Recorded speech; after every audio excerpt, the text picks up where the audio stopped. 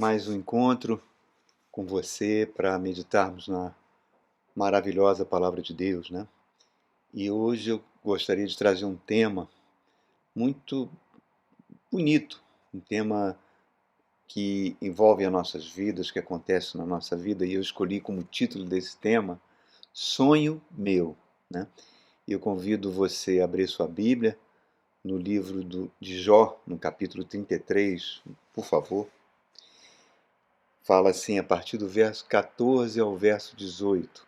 Jó 33, de 14 a 18. Fala assim: Pelo contrário, Deus fala de um modo, sim, de dois modos, mas um homem não atenta para isso. Em sonho ou em visão de noite, quando cai sono profundo sobre os homens, quando adormece na cama.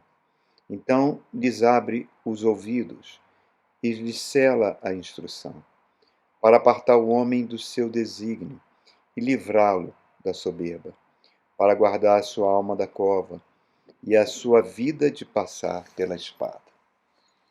Olha só, esse texto ele é um texto, como todos os textos das Escrituras Sagradas, uma verdadeira estrela guia para as nossas vidas, né? E aí me lembra que em toda a Bíblia, somente existe sempre a palavra caminho, né? Caminho significando o estilo de vida que nós levamos, né? Deus quer que nós tenhamos um estilo de vida e muitas vezes nós vamos na contramão do que Deus quer e seguimos por caminhos tortuosos diferentes. Então, e lendo essa passagem de Jó, me vem à memória uma letra de uma música que a dona Ivone Lara fez há muito tempo, lindo, linda, verso lindo, maravilhoso. Ela falava sobre sonhos, ela falava: sonho meu, vai buscar quem mora longe, sonho meu. Vai mostrar esta saudade, sonho meu, com a sua liberdade, sonho meu. No meu céu, a estrela guia se perdeu. A madrugada fria só me traz melancolia, sonho meu. Por que esses versos fantásticos dessa mulher extraordinária, né, Dona Ivone Lara, fez, tem a ver com essa passagem de Jó? Olha, Jó está falando que Deus fala conosco, né? O principal método que Deus escolheu para falar conosco é através da sua palavra. E a palavra é a própria pessoa do Cristo, né? João capítulo 1 diz: no princípio era a palavra estava com Deus e a palavra era Deus. E a palavra se fez carne, habitou entre nós, cheio de graça e de verdade, e vimos a sua glória, a glória do unigênito do Pai. A palavra é a pessoa do Cristo.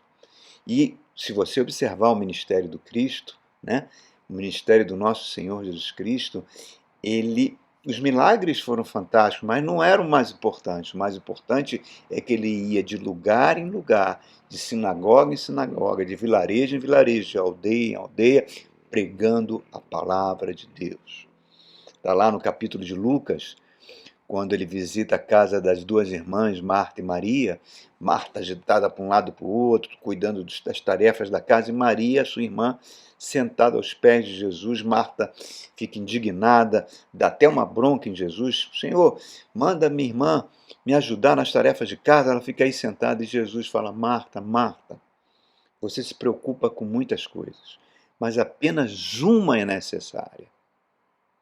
E Maria escolheu a melhor parte. E isso não vai ser tirado dela. Qual é a melhor parte? A palavra de Deus, o evangelho do nosso Senhor Jesus Cristo ali. Então, Jó está dizendo que Deus fala aos homens por sua palavra, né? Mas quando um homem desvia dos seus caminhos, né? Quando um homem não dá atenção à palavra, porque Jó está dizendo isso, ele fala também, pode falar, por sonhos, para alertar o homem sobre condutas que ele está tendo, né? Então, a palavra sonhos é muito grande, é muito genérica, né? Nós podemos falar dos sonhos acordados que nós temos desde a nossa infância. Eu queria ser militar, eu queria ser bombeiro, enfim, eu queria ser engenheiro, né? Aquelas coisas que a gente alimenta como criança. O que você vai ser quando crescer? e a gente vê que muitos desses sonhos não acontecem, alguns sim, outros não, né? Desejar ser algo, ser alguém. Mas Deus tem apenas um sonho em relação a nós. O sonho que Deus tem em relação a você e a mim é um só: transformar a gente no tipo de gente que Jesus Cristo é. Jesus, a fim de que ele seja, como diz Romanos capítulo 8, o primogênito dentre muitos irmãos. E ele enviou o Espírito Santo de Deus para nessa missão de nos transformar no tipo de gente que Deus quer que nós sejamos. A gente caminha em caminhos diferentes dos sonhos de Deus, né? Acontece isso que a dona Ivone Lara está falando: a minha estrela guia se perdeu e a madrugada fria só me traz melancolia, porque nós vamos experimentar luto, nós vamos experimentar dor, tristezas, síndromes, angústias, depressão, conflitos diversos, divórcios, até morte. Morte espiritual, que é a pior morte que existe. Então, tudo por quê? Porque a palavra passa a não ter mais efeito na nossa consciência. Coisa muito comum dentro das igrejas, né? Quando as pessoas se acostumam com a palavra de Deus e vão atrás de novidades e não dão mais importância à palavra de Deus. Então, J.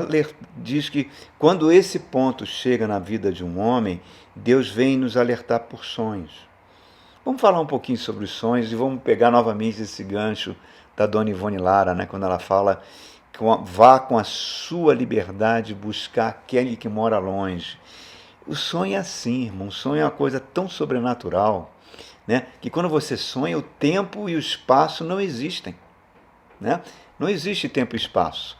Você fica ali, as coisas vão acontecendo na nossa vida, e você de repente sonha com aquilo tudo, e você, nossa, eu fui parar em Paris, eu estava na China, eu estava lá num lugar que eu nunca conheci, eu vi pessoas que eu me lá do passado, que eu nem me lembrava mais, da minha infância, ou então pessoas que eu não conheço. E você tem aquela impressão que aquele sonho às vezes durou horas, mas na realidade foram segundos. Segundos. A própria ciência diz que nós nos lembramos dos sonhos principalmente pouco antes de acordar. Então, e o sonho tem esse poder, né, de percorrer distâncias gigantescas, lugares passam a ser familiares. Então você começa a entender que o sonho passa a ser uma forma de comunicação. De três fontes: ou os sonhos, uma comunicação que está vindo da nossa mente interior, do nosso subconsciente, ou está vindo até de espíritos malignos, né? A Bíblia fala isso em Efésios capítulo 6, ou vendo do próprio Deus. Né? Três fontes diferentes, e há uma diferença marcante entre essas origens. Vamos falar do sonho que vem de dentro de nós. Né? O cientista que trouxe isso para o campo da ciência foi Freud, no século XIX. Foi até alvo de zombaria quando ele fez isso, né? Mas ele passou a mostrar que o sonho, muitas vezes a mente quer se comunicar, a pessoa está passando por problemas, e esses problemas vão se manifestar em sonhos, que muitas vezes tem uma complexidade, porque fica complicado, às vezes, você decifrar aquela mensagem que está por detrás deles. Principalmente quando o sonho é recorrente. Um sonho que se repete, às vezes com pessoas diferentes, com lugares diferentes, mas o enredo é o mesmo. Né? E normalmente sonhos recorrentes apontam situações de frustrações, de humilhações, de medo, coisas que vão sendo represadas aqui no nosso subconsciente. E esses sonhos recorrentes, eles viram uma espécie de uma estrada real para tornar o que está inconsciente consciente. Né? Trazer do inconsciente para a mente consciente. É uma das funções da psicanálise, quando ela trabalha com sonhos. Decifrar esse enigma que está dentro de nós. Porque eles indicam muitas vezes problemas que aconteceram no passado e que estão afetando o nosso presente e que precisam ser avaliados. Então, você desprezar o sonho é negar algo que faz parte de nós, que vem de dentro da nossa alma. Né? E os sonhos recorrentes normalmente expõem uma ansiedade, um segredo oculto que precisa ser analisado, irmãos, por mais embaraçoso que ele seja, porque senão ele pode produzir comportamentos tão repetitivos e tão destruidores, e é isso que Dona Ivone Lara está falando, a minha estrela guia se perdeu, o nosso rumo de vida fica comprometido. Né? Tem um livro chamado Ciclo da Autossabotagem, de Stanley Rogers, um psiquiatra americano, e ele analisa diversas situações, diversos casos, e tem um caso muito interessante, onde ele aborda a questão dos sonhos, da importância dos sonhos. Ele fala sobre uma mulher, deve ser um nome fictício, né? Não deve ser um nome verdadeiro que ele está usando, que ele chama de Samantha. Samantha era uma mulher belíssima, daquela beleza estonteante, né? E ela tinha crises de ansiedade em cima de crises de ansiedade. Ela era uma mulher muito inteligente, era uma mulher tipo um padrão executiva, né, de empresas que se qualificou com uma qualificação top lá nos Estados Unidos, mas ela não conseguia parar emprego nenhum, porque ela não conseguia administrar o seu tempo. E ela falhava porque essas crises de ansiedade vinham e simplesmente ela perdia o giro e não conseguia e acabava perdendo o emprego, enfim, isso trazia muita dor e muito sofrimento para ela. Fez anos de análise e tudo infrutífero, tudo infrutífero. Quando o Dr. Stanley começou a tratar dela, segundo ele conta no livro, foi muito difícil ele tentar descobrir a causa disso nela, né? Até que um dia ele falou, olha, eu gostaria de trabalhar com seus sonhos. E ela até debochou, brincou, não levou muito a sério, mas ele insistiu, eu gostaria que você passasse agora a me relatar o que você está sonhando. Principalmente se esse sonho está se repetindo. Aí passou, ela ouviu isso, concordou. Na próxima consulta que ela teve, na próxima análise que ela teve, na próxima sessão com ele, ela disse que teve um sonho, que ela estava de baby doll, né, no consultório dele, numa forma bem sensual, e ele, o médico, sonhou com o próprio médico, se aproximou dela com o objetivo de tocar nela. E quando ele se aproximou para tocar a mão nela, ela deu um grito e falou, eu não gosto de homens. E ele, então, achou interessante esse sonho, principalmente essa frase. E ele perguntou, você já tem sonhado? Ela, de vez em quando eu tenho esse sonho, sempre eu estou falando isso. Eu sempre estou falando isso. Então, a partir dessa frase, ele construiu um caminho para ver o que estava acontecendo com ela. Né? E descobriu que antes de ela nascer, ela foi revelando isso, coisas que ela nem se tocava, mas foi vindo à tona, né? É como se fosse um fio condutor, ele está puxando lá do interior dela, e ela falou que os pais, quando a mãe dela ficou grávida, os pais queriam muito que fosse um menino, e já tinham até escolhido o nome. O nome do menino seria Sam. Como nasceu uma menina, deram o nome nela de Samantha. E ela, desde que nasceu, ela ficou com aquela sensação que estava desapontando os seus pais. Apesar de ser uma criança linda, ela não se achava bonita. Por seu turno, a sua mãe vivia uma relação de adultério no casamento, até que aos 14 anos ela abandonou o pai, levou o irmão, o único irmão que ela tinha, e Samantha passou a viver apenas com seu pai, que a ignorava completamente. Então ela teve que se virar, com 14 anos, ela teve que se virar sozinha, né? E passou a usar sua beleza para ser o centro de atenção, para suprir suas carências, e, consequência disso, ela virou um alvo fácil de várias investidas sexuais. Né? Passou a levar uma vida promíscua. Casou depois com um homem 15 anos mais velho, né? E nesse tratamento, né, que o Dr. Stanley foi fazendo com ela, ela foi colocando para fora o medo que ela tinha de ser abandonada. Né? E esse sonho que ela desvendou, dizendo que eu não gosto de homem, trouxe tudo isso que eu estou falando à tona, e muito mais, é lógico, e iniciou-se o processo de cura dela. Então reparem, irmãos, como o sonho muitas vezes tem essa capacidade de trazer coisas que estão escondidas dentro de nós. Agora vamos falar dos dois outros sonhos, os sonhos que têm origem espiritual, uma conexão entre o mundo espiritual e o mundo físico, né? A Bíblia é repleta disso. Abraão teve sonhos, Jacó teve o sonho da escada que levava até o céu, né? José teve vários sonhos, interpretou sonhos. Salomão teve o sonho quando o seu pai morreu e ele assumiu o governo de Israel, Deus apareceu para ele em sonho. Daniel teve sonhos, visões sobre o futuro e interpretou sonhos do rei Nabucodonosor. José, o esposo de Maria, que quando Maria acha grávida, José queria abandoná-la, ela tem um sonho, um anjo fala com ele dizendo que ali estaria Jesus no ventre dela. Depois tem um sonho para levá-la para o Egito, um sonho para trazê-la de volta. Em suma, Deus fala por meio de sonhos também, né? Mas Jó está dizendo que muitas vezes esses sonhos é para livrar o homem de um desígnio, de uma atitude, de um caminho, e para evitar que esse homem não se afunde nele.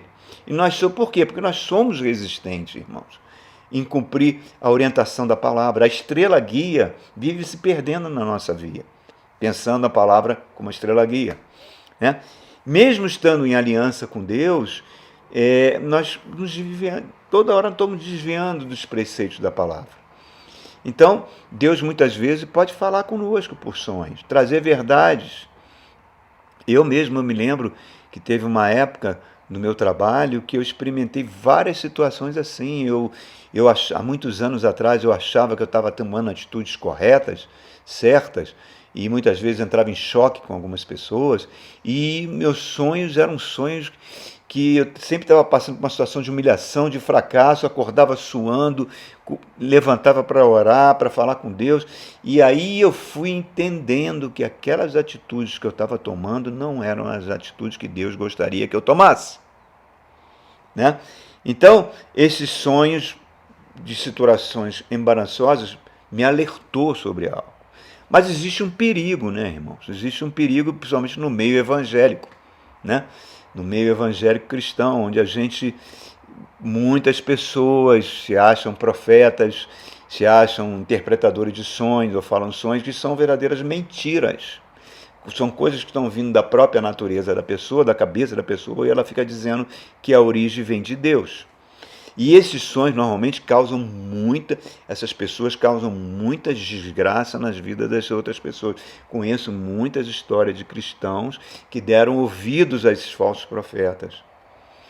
E é tão sério isso que Deus, lá no capítulo 23 de Jeremias, faz uma advertência séria. Fala, a pessoa fica dizendo que sonhou, que eu falei com ele em sonho, Deus falando para Jeremias, mas eu não falei, essas pessoas são mentirosas, e eu vou punir essas pessoas e as suas famílias. Tamanha gravidade que esse mal acontece, né? Então, agora, a origem do sonho também pode ser uma origem demoníaca. A Bíblia fala lá em Efésios, são as setas inflamadas do maligno na mente das pessoas. Se você ver uma passagem lá em Mateus 27, 19, quando Jesus está perante Pilatos, né?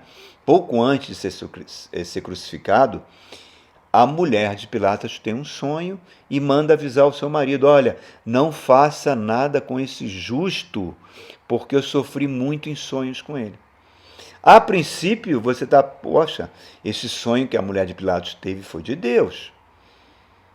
Mas já pensou, irmãos, se Pilatos dá o ouvido à mulher e poupa Jesus da cruz?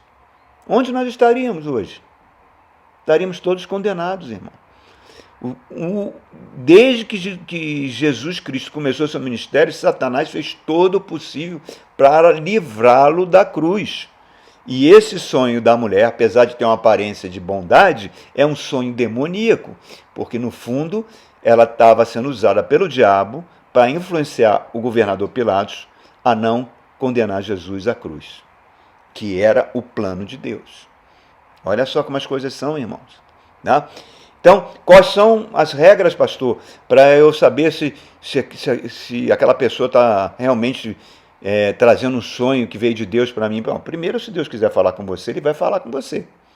Ele normalmente não usa terceiros, né? Não usa. Mas caso ele venha usar uma pessoa para ter um sonho sobre a sua vida, é o mesmo princípio da profecia. A profecia, ela tem que nos exortar, tem que nos consolar e tem que nos edificar. Se o sonho contado não tem esses elementos, não vem de Deus. É um sonho que está vindo da cabeça da pessoa ou do próprio diabo. Né? Então, desconfie, irmãos, de pessoas que vêm com sonhos. Eu vi você num caixão. Eu vi uma aliança partida, o seu casamento vai entrar em crise. Enfim, irmãos, tá? Não dê ouvidos a isso. Então, eu preciso entender a mensagem, se ela está vindo de Deus.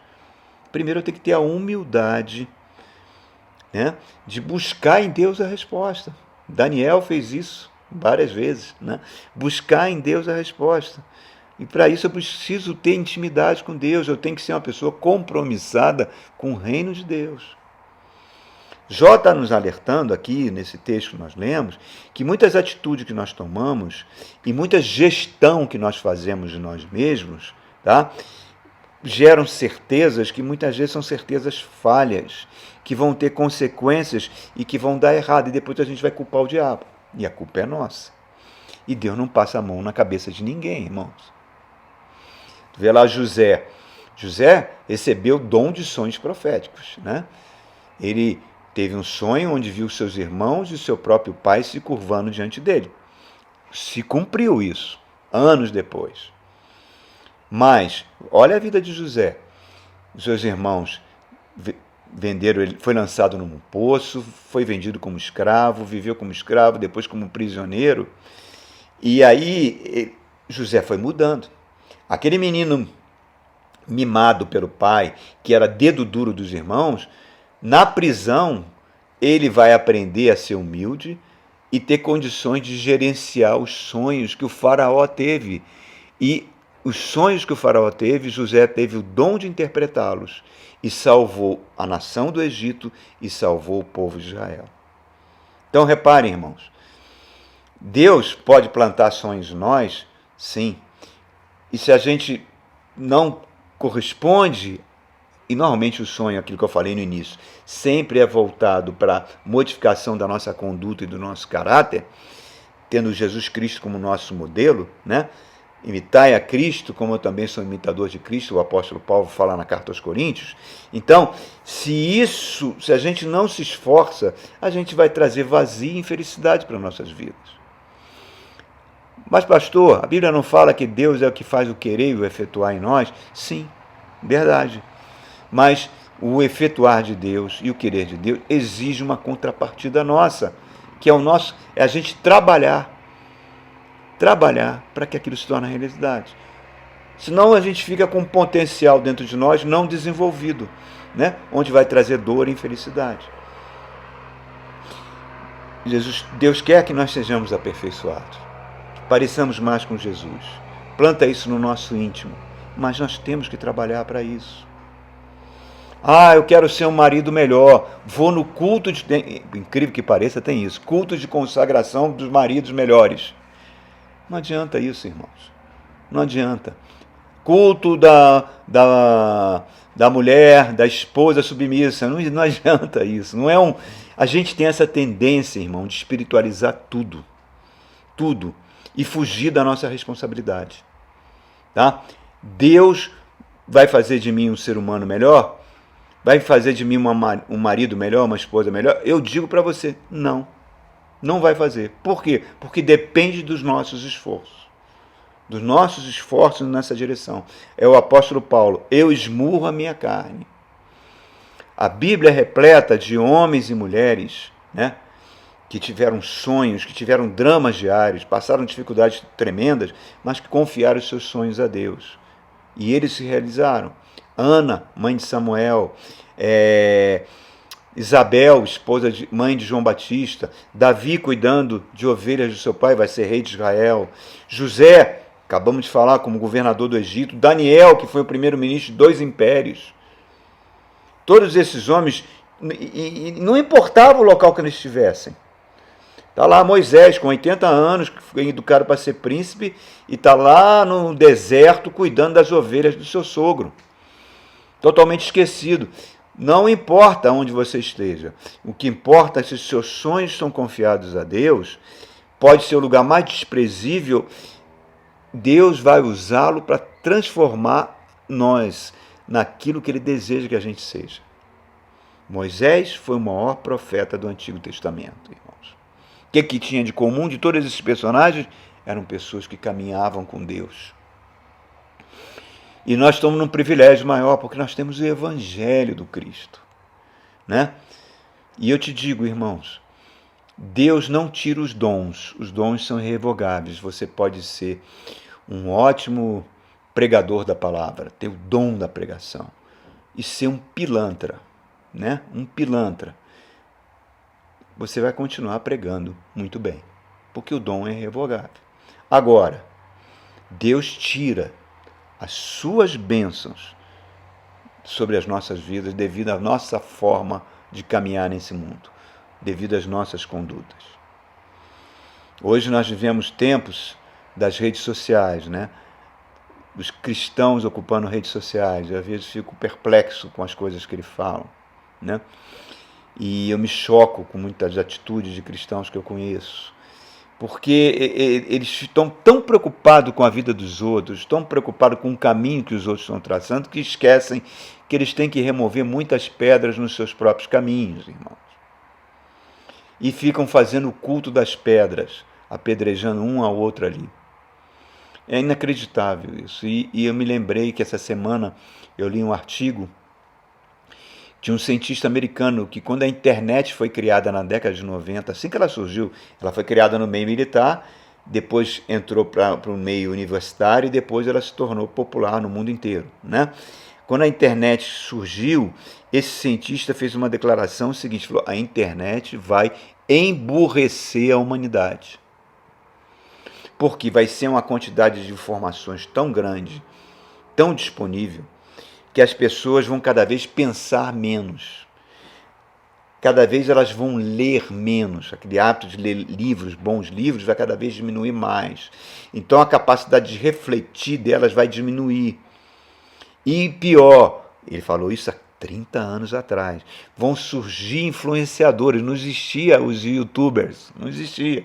Esses influenciadores vão conduzir essas pessoas para onde eles querem, porque o cérebro das pessoas, a mente das pessoas, não terão capacidade de compreender conteúdos mais profundos.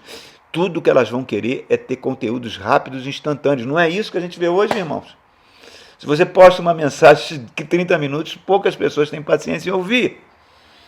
Então vai se cumprindo a profecia que Paulo falou para Timóteo na sua última carta. Em 2 Timóteo, capítulo 4, verso 3 e 4, ele falou: nos últimos tempos, Timóteo, virão pessoas que não suportarão a verdade. Pelo contrário, vão se cercar de mestres, segundo as suas próprias cobiças, como quem tem coceiras no ouvido. É isso que está acontecendo, irmãos. E interessante, quanto mais a sociedade se torna uma sociedade degenerada nos seus costumes, principalmente costumes sexuais, né? Seja ele qual for, e isso tem aumentado muito nos nossos dias, né? Mas os cristãos tendem a ser farisaicos, legalistas, e buscam sensações espirituais e desprezam a palavra de Deus. Certa vez, um pastor foi procurado por uma irmã, falou uma coisa, duas irmãs de duas situações diferentes. Uma falou assim: pastor, eu amo sua palavra, nossa, sua palavra é tão maravilhosa, mas eu quero sentir o Espírito Santo, eu quero ficar arrepiada, eu quero girar, eu quero ter aquele sapato de fogo pentecostal. A palavra não é suficiente para mim. Incrível, irmãos. Inacreditável. E uma outra falou que amava profundamente e aos prantos teve que sair da igreja, porque ela sempre orou para o marido se converter, o marido se converteu num grupinho de casais, e nesse grupinho de casais, de encontro de casais, eu sei lá de que era, e ele acabou entregando a vida a Jesus, isso é maravilhoso, mas ele pediu para a esposa para não ficar naquela igreja, porque tinha muita palavra, que ele gostava mais da igreja onde ele se converteu, onde ele podia sair com o pastor, passear, andar de kart com ele, jogar bola com ele, enfim. E ela, que amava a palavra de Deus, teve que sair da igreja, né, por causa disso. Reparem, irmãos, quando a gente não dá atenção à palavra de Deus, a gente não está dando atenção ao Cristo. Ao Cristo. Porque Ele é a palavra de Deus que se fez carne.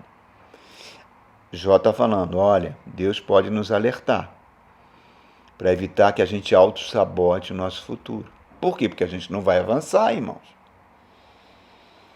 Paulo escreveu na carta aos Tessalonicenses, não apagueis o espírito. A gente pode fazer uma analogia, essa analogia é usada por muitos pastores, eu acho muito boa. Você comparar o Espírito Santo, a chama do Espírito Santo, o dínamo, o poder do Espírito Santo em nós, tem poder, é Deus, ele pode fazer o que quer, como se fosse uma chama de um fogão, certo? Se você abre o gás ali, aquela chama fica forte, poderosa, né? Isso significa que você está buscando a Deus, que você ama a palavra, que você está tentando viver a sua vida pela palavra, para que a estrela guia não se perca, para que a sua madrugada não tenha melancolias, como diz Dona Ivone Lara. Você está amando aquela palavra. Agora, quando você começa a não dar importância à palavra, quando você começa a desprezar a palavra, você vai apagando essa chama vai diminuindo, é como se você fosse fechando o gás, irmãos. O Espírito Santo tem poder para mudar você? Claro que tem. Tem poder para transformar tudo, tem, mas ele não faz isso. Por quê? Porque ele respeita as suas escolhas. Então, irmãos, parta do seguinte princípio, resumindo essa mensagem. Você é um sonho de Deus. Um sonho que precisa trabalhar, tá? Para que esse sonho de Deus se torne realidade, valorizando a palavra de Deus, transformando sua mente e seu caminhar. Não espere que anjos, que ficar arrepiado, que girar e outras coisas pentecostais, nada contra os pentecostais, mas outras coisas que assemelham mais a uma macumbaria evangélica, venham transformar vocês, irmãos, em algo que Deus não quer que você seja. Tá? A Bíblia fala que a esperança que se vê, em Romanos 8, verso 24, com paciência aguardamos, porque aquilo que a gente vê não é esperança. Como é que alguém pode esperar aquilo que vê? Então vamos com paciência, trabalhando, aguardando, para que a gente seja transformado em Cristo. Einstein falava uma fórmula, né? Se X é igual ao sucesso de um objetivo de um ser humano, ele é igual a uma equação A mais B mais C. A é muito trabalho, B, se capacitar ao máximo. C, eu coloco o C aqui, ame a palavra de Deus, para que os sonhos de Deus sejam uma realidade e você possa dizer, sonho meu, sonho meu. Sonho meu é o sonho de Deus. E eu termino com um papelzinho de uma oração que eu tinha muitos anos, alguém me entregou, e eu guardo na minha Bíblia até hoje, eu acho muito legal. Olha só que coisa bacana, chama-se Eu Pedi a Deus, talvez vocês já tenham ouvido. Eu pedi a Deus. Eu pedi a Deus para remover o meu orgulho. E Deus disse não. Por que ele disse não? Ele disse que não era a tarefa dele, mas que era para eu abrir mão. Eu pedi a Deus para tornar meu irmão paraplégico numa pessoa normal. E Deus disse não. Por quê? Ele disse que o espírito é imortal e o corpo é temporário. Eu pedi a Deus para me dar paciência e Deus disse não. Por quê? Ele disse que a paciência é um subproduto da tribulação e que deveria ser conquistada. Eu pedi a Deus para me dar felicidade e Deus disse não. Por quê? Ele disse que me dá bênçãos. A felicidade depende apenas de mim. Eu pedi a Deus para dividir minha dor com Ele e Deus disse não. Por que, Deus? Ele disse que o sofrimento nos afasta das coisas mundanas e nos deixa mais perto dele. Olha só, irmãos. Eu pedi a Deus para fazer o meu espírito crescer. E Deus disse não. Por que, Deus? Ele disse que eu devo crescer por meus próprios esforços, mas Ele vai aparar as minhas arestas para que eu frutifique mais. Olha. E eu perguntei a Deus, Deus, depois de tanto não desse, tu me amas? Deus respondeu, sim, meu filhinho querido, sempre te amarei. Então eu pedi a Deus, bom Deus, então eu peço a ti, para tu me ajudar a amar os outros tanto quanto tu me amas. E Deus respondeu, ah, filhinho, finalmente você entendeu. Tá vendo só, irmãos, que coisa linda? Esse é o nosso sonho. Sonho meu, que esse sonho seja o seu sonho. Amém? Deus abençoe sua vida.